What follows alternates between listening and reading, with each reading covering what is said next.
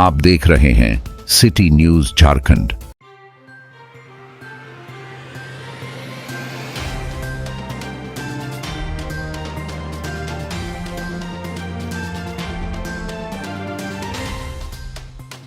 दिसंबर 2024 को civil surgeon कार्यालय सभागार में एक विशेष सम्मान समारोह का आयोजन किया गया। इस समारोह में उन चिकित्सा पदाधिकारियों और कर्मियों को सम्मानित किया गया जिन्होंने 12 दिसंबर 2024 को SNCU में हुई दुर्घटना को रोकने में महत्वपूर्ण भूमिका निभाई थी। उनके अद्वितीय प्रयासों और समर्पण ने संभावित संकट को टालने में अहम भूमिका निभाई। यह आयोजन चिकित्सा सेवा में समर्पण और कर्तव्य निष्ठा को पहचानने और प्रोत्साहित करने का भी प्रयास है। सभी आमंत्रित अतिथि समय पर कार्यक्रम में शामिल भी हुए।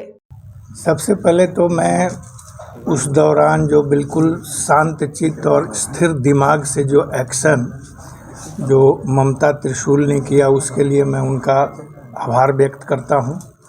साथ ही साथ इस सम्मान में उनको सम्मानित करते हुए प्रशस्ति पत्र और अन्य टीम को देने का पीछे एक मकसद होता है कि इसको देख के बाकी लोगों के, बाकी जो मेरे स्टाफ हैं वो मोटिवेट हों और वो भी कभी आपदा में घबराए नहीं। स्थिर चित्त, जैसा कि त्रिशूल से बात हो रही थी तो उन्होंने कहा कि इस सब चीज़ों की पढ़ाई की गई थी। ट्रेनिंग के दौरान बताया गया था कि जब कभी भी आपदा हो तो कैसे एक्ट करना है।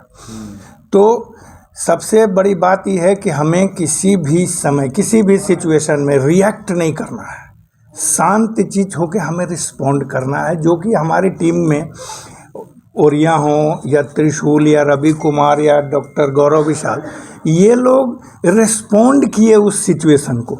रिएक्ट नहीं कि आग लग गया अब हम क्या करेंगे, ये होगा, बच्चे को कैसे बचाएं, क्या करें, कुछ।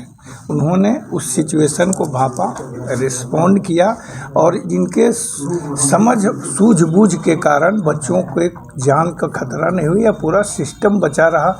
तो उसके लिए मैं पुनः इनका एक बार आभार व्यक्त करता हूँ। अन्य आवाम से कहना कि जब कभी भी इस प्रकार की विकट परिस्थिति आपके जीवन में आए या समाज में आता हो तो हमें उस सिचुएशन में रिस्पॉन्ड करना है, रिएक्शन नहीं देना है कि ऐसे हो गया वैसे हो गया। शांत हुई, 2 मिनट सोचिए, फिर काम कर लीजिए, तो परिणाम अच्छे आएंगे। तो इस परिणाम इसका ये हुआ कि हमारे बच्चों की भी जान बची, हमारे सिस्टम में जो अफरा तफरी मचती वो सारी चीज़ों से बचाया इन लोगों ने। क्या लगता है सर कि और भी जो कर्मी हैं उन्हें भी ऐसे मोटिवेशनल सिचुएशन, जो पैनिक सिचुएशन होने वाला था उसमें सर जो इन्होंने काम किया है, बाकी लोगों को भी एक मोटिवेशनल टीम होनी चाहिए?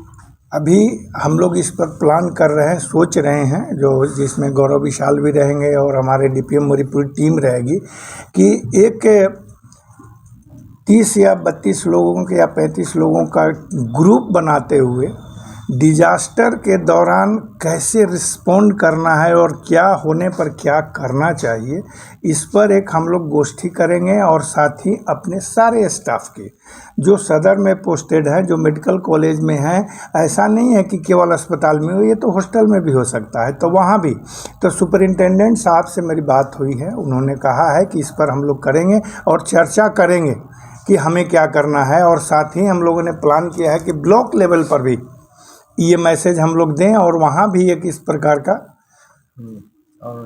विचारों का आदान प्रदान या गोष्ठी करें ताकि लोगों को मोटिवेट किया जा सके। क्योंकि ऐसा नहीं कि ये हुआ अब इसके बाद नहीं होगा, स्वास्थ्य विभाग या अन्य विभाग बचे।